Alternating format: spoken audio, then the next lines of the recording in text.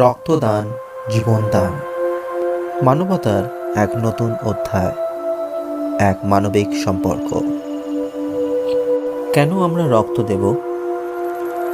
রক্তের কোনো বিকল্প নেই। প্রতি 3 সেকেন্ডে রক্ত সঞ্চালনের প্রয়োজন হয়। একজনের রক্তে 3টি রোগীর প্রাণ বাঁচানো সম্ভব। সুতরাং রক্ত দিয়ে প্রাণ বাঁচান, ভ্রাতৃত্বের বন্ধনে বাঁধুন। বর্তমানে দেশের মাত্র 4% নাগরিক রক্তদান করেন।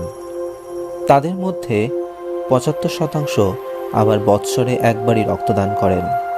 কিন্তু হাসপাতালে প্রতি বছর 4% হারে রক্তের চাহিদা বেড়ে চলেছে।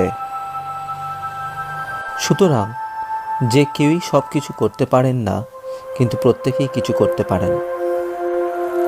রক্তদানের কিছু উপকারিতা হল